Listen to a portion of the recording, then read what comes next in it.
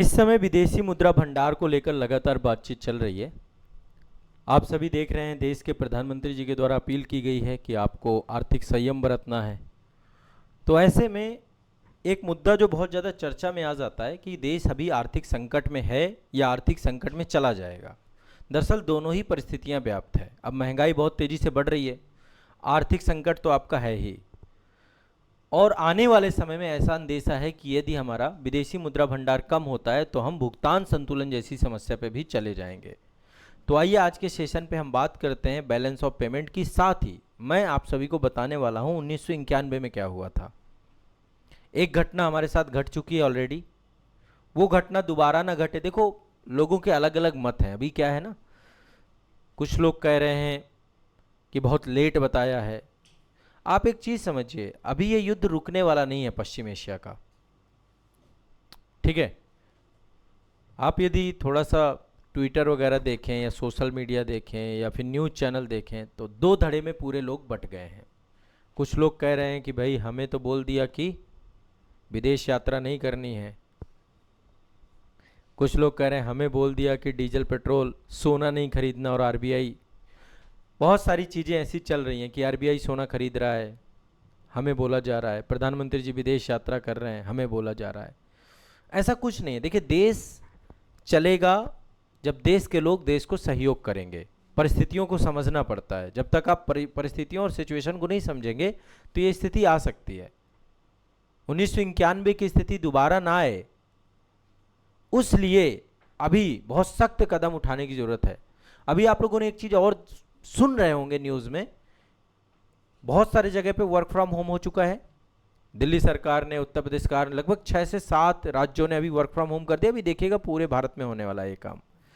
बनारस नगर निगम ने अभी no fuel day घोषित किया है कि एक दिन ऐसा होगा जिस दिन तेल मिलेगा ही नहीं, और आप लोग भी मतलब ऐसा करिए कि चलाइए। ऐसे अभी आने वाला है, नो फ्यूल डे भी आने वाला है अभी भारत में।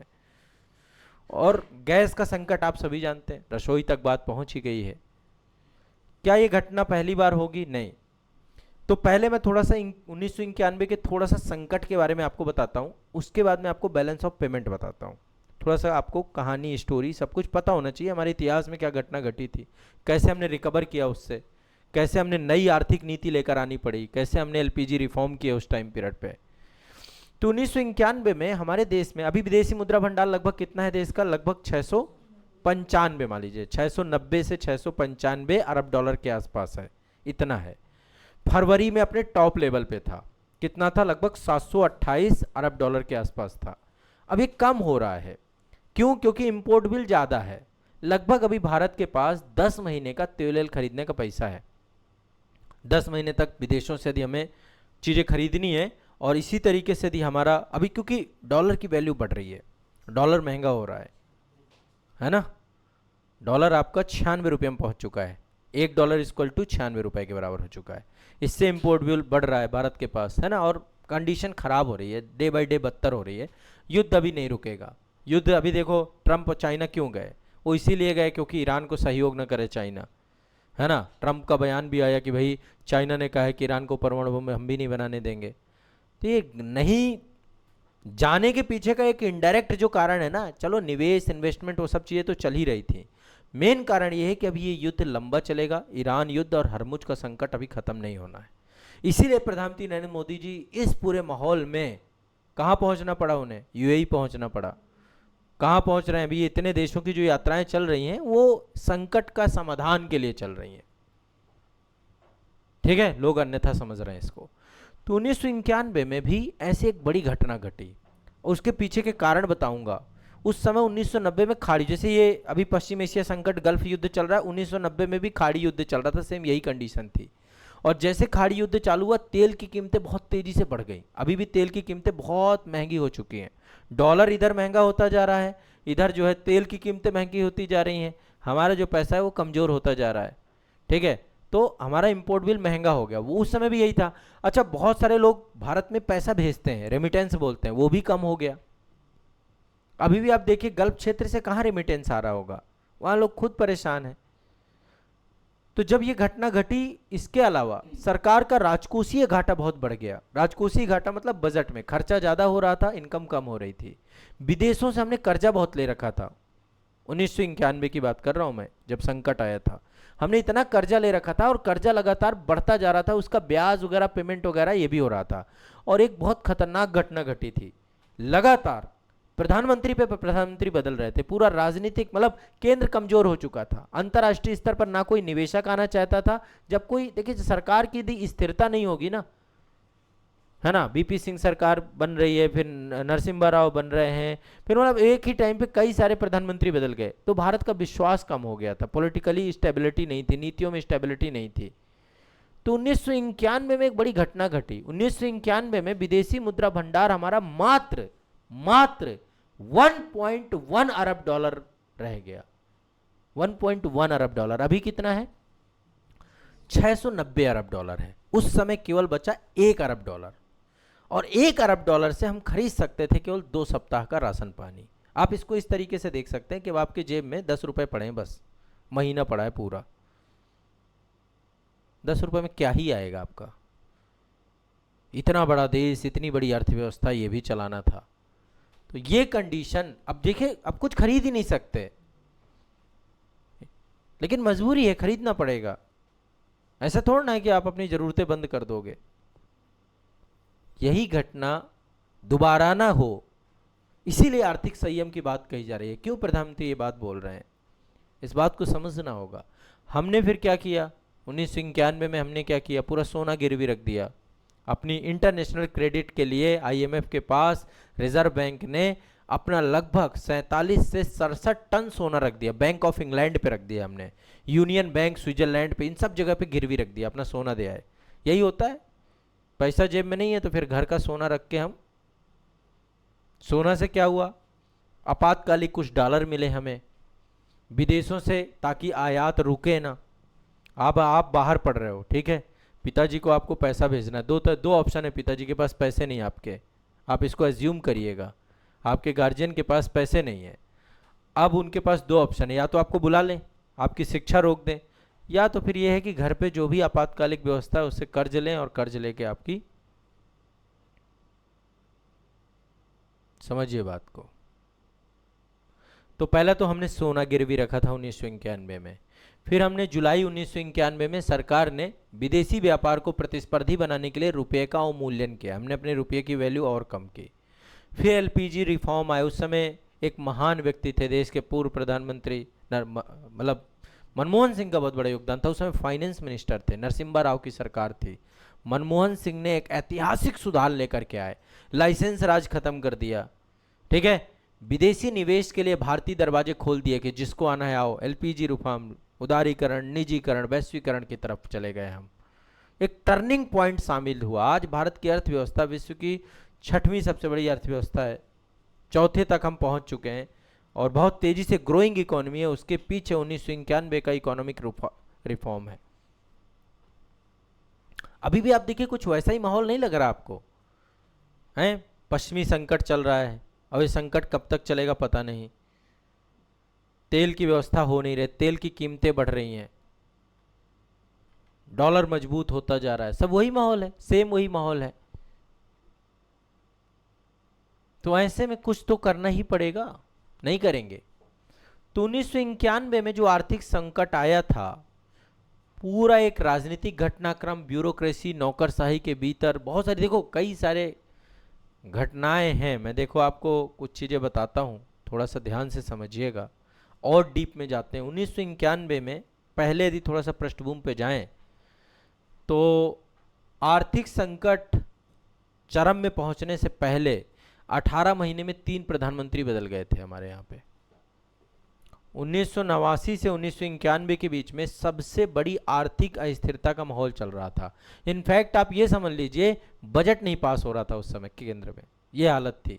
फरवरी 1991 में चंद्रशेखर की सरकार थी, पीपी सिंह आए, चंद्रशेखर आए, फिर नरसिम्हा राव आए, और चंद्रशेखर सरकार को बजट पेश करना था। बजट आप समझिए सबसे महत्वपूर्ण डॉक्यूमेंट होता है।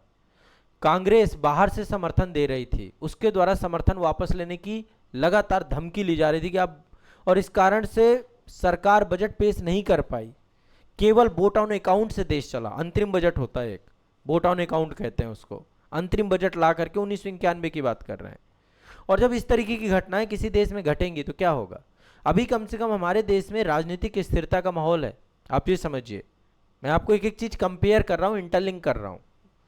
तो उस समय एक ये स्थिति बनी थी और वैश्विक अविश्वास का माहौल बन चुका था भारत के खिलाफ। आज वैश्विक अविश्वास नहीं है भारत के खिलाफ, लेकिन थोड़ा बहुत माहौल है। जैसे अभी आप देखिए चाइना अमेरिका की पॉलिसी जो क्रिएट हुई, भारत ने अभी बहुत स्पष्ट अपना स्टैंड लिया है। आप देखिए जो यूएई में प्रधानमंत्री जी का पूरा जो भी उन्होंने स्टेटमेंट दिए कि हम यूएई पे हुए हमलों पे की निंदा करते हैं, है ना, और हम जो है हरमुज जल संधि खुलना चाहिए, सारी बातें जो थी हमने कम से कम स्टैंड लिया।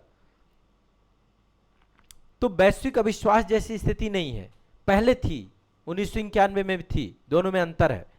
ठीक है, जो देश अपना पूर्ण बजट प्रस्तुत ना कर पाए तो आईएमएफ को क्या लगेगा कि देश आर्थिक रूप से पंगु हो चुका है, पैसा ही नहीं, क्या बजट लाएंगे। बहुत सारी रेटिंग एजेंसीज होती हैं जिसके कारण से निवेश आता है, जैसे मूडीज वगैरह, उन्होंने जंग कैटेगरी पर डाल दिया कि भारत एक बेकार देश है, इसको कर्ज देना जोखिम वाला है। जैसे अभी आप हैं, आपने लोन लिया हो और आप लोन ना भर पा रहे हो तो आपका क्रेडिट स्कोर डाउन हो जाता है, वैसे ही आपका क्रेडिट स्कोर पूरा डाउन कर दिया। समझिए बात को। जून 1991 में पीवी नरसिम्हा राव की सरकार बनी, प्रधानमंत्री बने वो। देश के पास विदेशी कर्ज बहुत था, कुछ ही दिनों के लिए पैसा था हमारे पास। प्रधानमंत्री नरसिम्हा राव ने एक अर्थशास्त्री, आरबीआई के पहले गवर्नर रह चुके थे, ठीक है, जिनका नाम था आईजी पटेल। आईजी पटेल को वित्त मंत्री बनाना चाहते थे। और समझिए आईजी पटेल उस समय लंदन में थे। लंदन में फ़ोन करके ऑफर भी किया गया कि आप आइए, आपको फाइनेंस मिनिस्ट्री बनाया जाएगा। ये तो देश का सौभाग्य था कि आईजी पटेल ने कहा, हो सकता है सौभाग्य क्या, वो भी ऐसा ही काम करते। उन्होंने कहा कि उनका हेल्थ अच्छा नहीं है, और वो एक तरीके से जो राजनीतिक दबाव होता था, तो इस पद को स्वीकार करने से उन्होंने मना कर दिया। और जब मना कर गया तो एक ऐसे व्यक्ति की एंट्री हो गई जिनका नाम था डॉक्टर मनमोहन सिंह। दूसरा फोन इन्होंने नरसिम्हा राव ने लगाया मनमोहन सिंह को कि आइए आपको हम। और उस समय मनमोहन सिंह थे यूजीसी के अध्यक्ष, विश्वविद्यालय अनुदान आयोग के अध्यक्ष थे। मनमोहन सिंह भी पहले आपको पता है वित्त मंत्री बने, उस मतलब आरबीआई गवर्नर भी रह चुके हैं ये। तो मनमोहन सिंह को नरसिम्हा राव ने कहा कि अभी कंडीशन खराब है और मैं आपको मौका दे रहा हूं, आप इकोनॉमिस्ट तो हैं लेकिन यूजीसी के अध्यक्ष हैं, तो यदि हम सफल हो गए इस माहौल में, जो माहौल चल रहा है, यदि सफल हो गए, नरसिम्हा राव ने बहुत भरोसा दिखाया मनमोहन सिंह पे, तो पूरा क्रेडिट आपको जाएगा, आप फाइनेंस मिनिस्टर के पद पे हैं। और अगर फेल हो गए तो मेरी गर्दन है, मैं पूरी जिम्मेदारी अपने ऊपर ले लूंगा। मनमोहन सिंह डरे नहीं, मनमोहन सिंह ने कहा ठीक है। फिर मनमोहन सिंह ने तुरंत ही वित्त मंत्री का पद स्वीकार कर लिया। और इनके साथ एक और अर्थशास्त्री थे जिनका नाम था मोंटेग सिंह आहलूवालिया, योजना आयोग के उपाध्यक्ष रहे काफ़ी टाइम तक, आपको याद हो। उनको अपनी कोर टीम बनाई इन्होंने, एक अपनी टीम क्रिएट की मनमोहन सिंह ने उस टाइम पे। इसके बाद अब हमारे पास एक ही मौका था, पैसा था नहीं ज़्यादा, तो आईएमएफ हमारे पास था। आईएमएफ के पास हमें, आईएमएफ बेल आउट पैकेज देता है। जैसे मान लीजिए जब आपके पास पैसा ना हो, आपके घर पे कोई रिश्तेदार ऐसा हो जो आपको बेल आउट पैकेज दे दे कि बेटा लो इतने दिन के लिए कुछ मिल जाएगा। तो भारत को आईएमएफ ने कुल 2.2 बिलियन का आपातकालीन ऋण दिया। और ये पैसा ऐसे नहीं दिया कि बस पैसा ले जाओ, बहुत सारी शर्तें लगा दी, कठोर शर्तें लगाई। जब शर्तें लगाई तो मनमोहन सिंह बोले कि नहीं, इतनी शर्तों पे नहीं लेंगे हम अपनी संप्रभुता को थोड़ा ना आपके सामने रखेंगे। तो पहले शुरुआत में काफी लंबा डिस्कशन, वार्तालाप लगा, और फाइनली 3-4 काम भारत को करना पड़ा। पहले तो रुपए की कीमत हमने डाउन की, उसी के बाद हमारे रुपए की, पहले 1 रुपया इक्वल टू $1 हुआ करता था। रुपया अमेरिकी डॉलर की तुलना में, मतलब आप सोचिए हमारी कीमत को डाउन किया गया उस टाइम पे, और ये आईएमएफ के कारण रहा। ठीक है, इसके अलावा सरकार जितने भी अपने लोक लुभावन वादे बजट में करती है, जितनी भी सामाजिक योजनाएं थीं, खाद्यान्न, उर्वरक, सब्सिडी, सब इन पे भी कटौती करनी पड़ी सरकार को उस साल।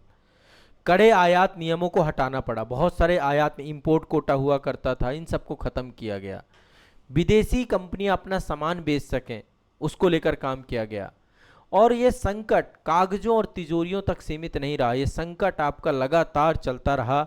आम आदमी, आप ये समझिए, भारत सरकार तो परेशान ही थी, हमने वहां से तो पैसे, आम आदमी के साथ क्या चल रहा था इस समय? हाइपर इन्फ्लेशन थी, इतनी महंगाई हो गई थी 1991 में। आप समझिए महंगाई दर जा चुकी थी 17%। अभी पता है महंगाई दर कितनी है? 3.3%, खुदरा महंगाई दर, जिसके अभी नए डेटा आएंगे सीपीआई में। एक होता है डब्ल्यूपीआई, डब्ल्यूपीआई है भारत का इस समय 8.3%। ये बहुत ज़्यादा हो चुका है। ठीक है, मैंने इस पर एक सेशन लिया था।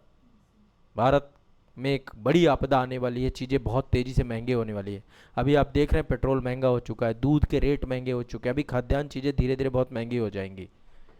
हम उसी दहलीज पे आके खड़े हो गए हैं जो 1991 में, अभी खड़े नहीं हुए पूरी तरीके से, हो सकते हैं यदि पहले से प्रयास नहीं किए गए।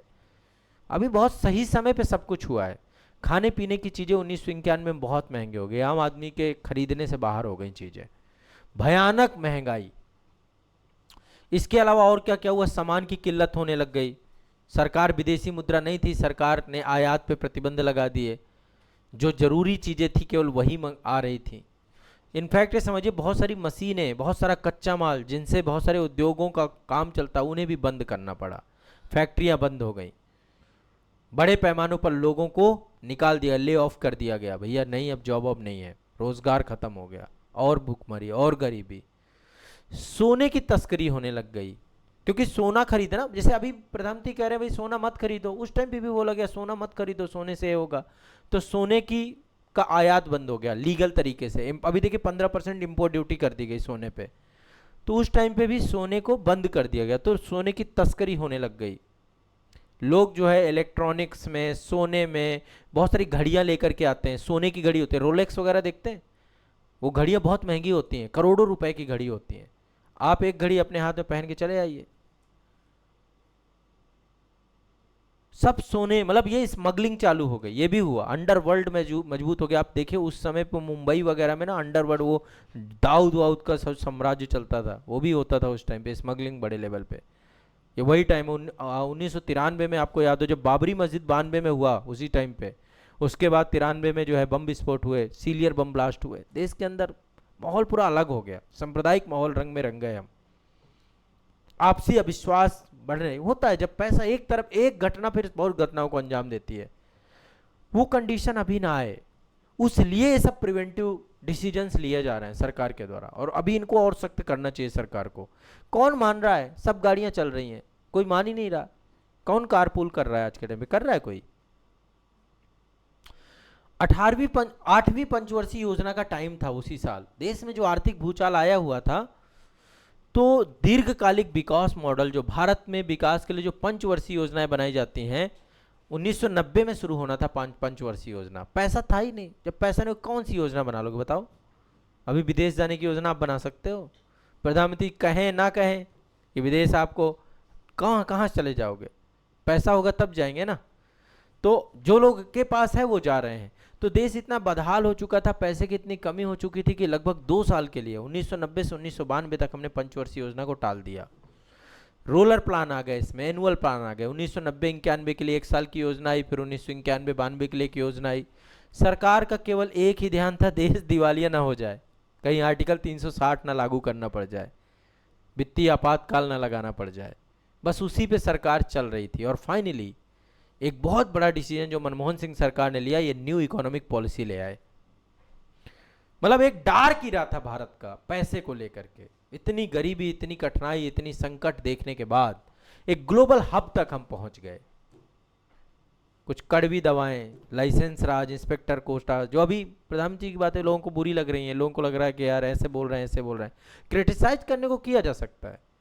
आप जब जाएंगे डीप में समझेंगे कि क्यों निर्णय ले रहा है, क्यों एक देश का प्रधानमंत्री आके सब जगह बोल रहा है कि भाई ऐसा मत करिए, क्योंकि उन्हें दिख रहा है चीजें। ऐसा हुई है कि इतिहास में घटना घटी 1991 में।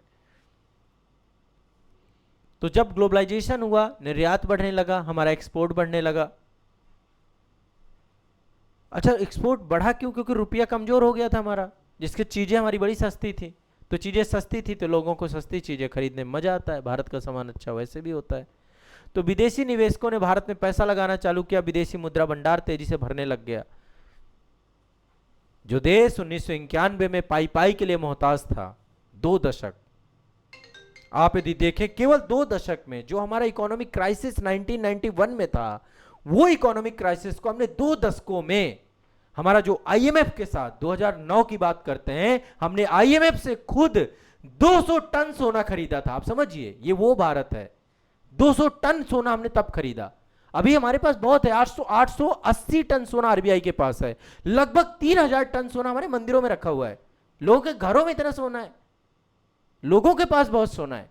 तो जो इकोनॉमिक क्राइसिस अभी वर्तमान में चल रहा है, विदेशी मुद्रा भंडार आपका 695 अरब डॉलर के आसपास है अभी, है ना। आज भारत विश्व की 6वीं बड़ी अर्थव्यवस्था है, 4थी बड़ी अर्थव्यवस्था तक हम जा चुके हैं। तो इस 1991 के इकोनॉमिक क्राइसिस से हम समझ सकते हैं कि किस तरीके से इस देश को हमें आगे ले जाना पड़ेगा। तब जाके देश के प्रधानमंत्री को आगे आकर के सारी बातें कहनी पड़ी। ठीक है, समझ रहे मेरी बात को? थोड़ा बहुत समझ में आया कि क्या कंडीशन था, क्यों आज हमारी स्थिति बहुत अच्छी है, हमारी स्थिति में कोई दिक्कत नहीं है। अब क्या होता है बैलेंस ऑफ पेमेंट, थोड़ा सा तकनीकी भाषा में समझ लो। इकोनॉमी में पूरा एक चैप्टर है बैलेंस ऑफ पेमेंट का। एक निश्चित अवधि में, निश्चित अवधि मतलब मान लीजिए एक वित्त वर्ष में देश के निवासी और पूरे विश्व के साथ जो व्यापार चल रहा है, एक निश्चित अवधि में एक देश के द्वारा पूरे विश्व से व्यापार करने के लिए जो वित्तीय लेन देन होता है, जो आर्थिक लेन देन होता है, उसका जो हम अकाउंटिंग रखते हैं, लेखा विवरण रखते हैं, उसी को बैलेंस ऑफ पेमेंट कहते हैं। यानी कि किसी देश की आर्थिक स्थिति, व्यापार प्रदर्शन, वित्तीय स्थिरता को मापने का एक उपकरण है बैलेंस ऑफ पेमेंट। एक निश्चित अवधि में, लिखना चाहो बैलेंस ऑफ पेमेंट की परिभाषा लिख लो, भुगतान संतुलन की लिख लो। एक निश्चित अवधि में आमतौर पर एक वित्तीय वर्ष में, आमतौर पर एक वित्तीय वर्ष में एक देश के निवासियों, एक देश के निवासियों और शेष विश्व के बीच, और शेष विश्व के बीच हुए सभी आर्थिक और वित्तीय लेन देन, एक निश्चित अवधि में एक देश के निवासियों और शेष विश्व के बीच हुए सभी आर्थिक और वित्तीय लेन देन का एक व्यवस्थित रिकॉर्ड, का एक व्यवस्थित रिकॉर्ड भुगतान संतुलन कहलाता है। भुगतान संतुलन कहलाता है, भुगतान संतुलन कहलाता है।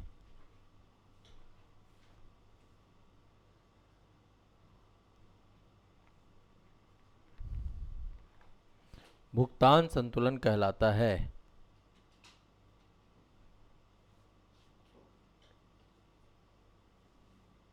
यह किसी देश की आर्थिक स्थिति, व्यापार प्रदर्शन और वित्तीय स्थिरता को मापने का सबसे महत्वपूर्ण उपकरण है। यह किसी देश की वित्तीय स्थिति, अब देखो भुगतान संतुलन में क्या क्या आता है, इसके क्या क्या कंपोनेंट होते हैं। 3 चीजें होती हैं बैलेंस ऑफ पेमेंट में। क्या 3 चीजें होती हैं? पहला होता है चालू खाता, जिसको हम बोलते हैं करंट अकाउंट। करंट अकाउंट का मतलब सीधी सी बात है, आप समझिए ना, बहुत सारी चीजें क्या हो रही हैं आपकी, व्यापार हो रहा है, विजिबल ट्रेड बोलते हैं इसको हम। कारें खरीदी जा रही हैं, कच्चा तेल आ रहा है, इलेक्ट्रॉनिक्स आ रही है, आयात निर्यात हो रहा है इन सब चीज़ों का। और बहुत इनविजिबल ट्रेड भी होता है, सर्विसेज को इनविजिबल ट्रेड कहते हैं, अदृश्य व्यापार जो दिखे ना। जैसे बैंकिंग ट्रेड नहीं दिख रहा आपको, आईटी सेवाएं नहीं दिख रही हैं आपको, सॉफ्टवेयर नहीं दिख रहा है, टूरिज्म नहीं दिख रहा, ये लेन देन जो होता है। तो करंट अकाउंट में 2 चीज़ें होती हैं, एक विजिबल ट्रेड होता है, एक इनविजिबल ट्रेड होता है आपका करंट अकाउंट में। बैलेंस ऑफ पेमेंट का मतलब यह खाता वस्तु और सेवाओं का अल्पकालिक हस्तांतरण है ना। आपको जो है, जो भी पैसा डे बाय डे जो भी आपका होगा, उसमें 3 चीजें शामिल होती हैं। पहला है विजिबल, ठीक है, विदेशों से प्राप्त आय और विदेशों को दी जाने वाली परिचालन आय, जैसे मुनाफा, लाभांश, ब्याज, सब कुछ इसमें होती है। विदेशों में हम पैसा देते हैं, जैसे कोई भी चीज खरीदनी है तो उसको पैसा देना पड़ेगा, उसको करंट अकाउंट कहते हैं। ठीक है, क्लियर है। दूसरा होता है कैपिटल अकाउंट, कैपिटल अकाउंट भी इसी के अंतर्गत होता है। कैपिटल अकाउंट में बहुत सारा इन्वेस्टमेंट आता है, हमें बहुत सारी देनदारियां भी है, हमारी कर्जा वगैरह सब कुछ है ना। विदेशों से पैसा लिया, कर्जा देना पड़ेगा ना, उसको वापस करना पड़ेगा।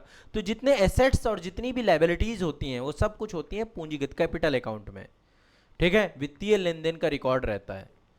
जो देश की संपत्तियां और देनदारियों में बदलाव लाते हैं वो सारे सम्मिलित होते हैं। जैसे एफडीआई हो गया, एफआईआई हो गया, एफपीआई हो गया, है ना, प्रत्यक्ष विदेशी निवेश, विदेशी पोर्टफोलियो निवेश, ये सब आते हैं। सरकार बहुत सारा ऋण लेती है, सब कैपिटल अकाउंट पे आता है। जो कैपिटल जनरेट करे, करंट अकाउंट पे क्या है, डे बाई डी के ऑपरेशनल का जो पैसा है वो सब आपका करंट अकाउंट पे है, लेकिन कैपिटल अकाउंट पे विदेशी निवेश, एफडीआई वगैरह का पैसा जो आता है, जो भारत सरकार को ऋण देना होता है, जो उधार देना होता है, जो बैंकिंग पूंजी आपकी होती है, वो सब आपकी इसमें आती है। ठीक है। इसके अलावा फाइनेंशियल और ऑफिशियल रिजर्व अकाउंट आपका होता है। ठीक है, financial and official reserve account भी आपका होता है।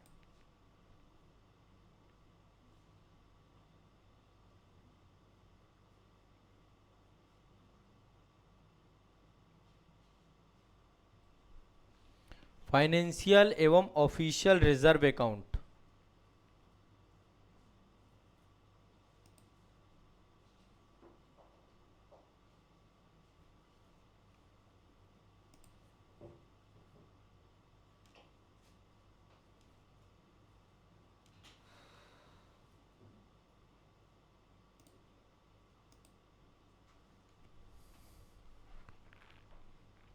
ठीक है। क्या होता है फाइनेंशियल और ऑफिशियल रिजर्व अकाउंट, जैसे सोना, विदेशी मुद्रा परिसंपत्तियां, एसडीआर, ठीक है, ये सब चीज़ें इसी में डाली जाती हैं, बैलेंस ऑफ पेमेंट के अंतर्गत ही डाली जाती हैं।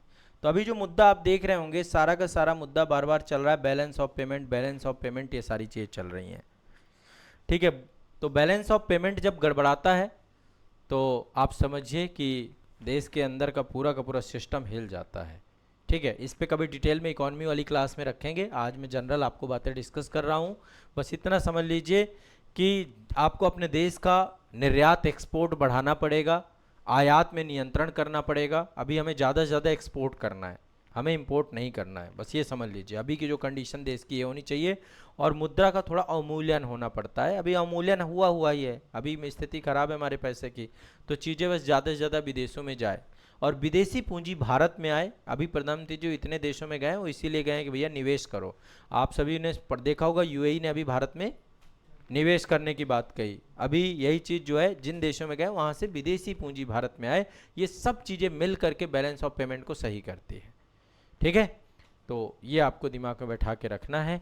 इतनी बातें थोड़ा सा मैं चाह रहा था कि बैलेंस ऑफ पेमेंट को आप लोग जाने, कैसे 1991 का बैलेंस ऑफ पेमेंट था और कैसा बैलेंस ऑफ पेमेंट अभी है। उस समय भी खाड़ी संकट था और इस समय भी खाड़ी संकट के कारण ये पैदा हुआ है।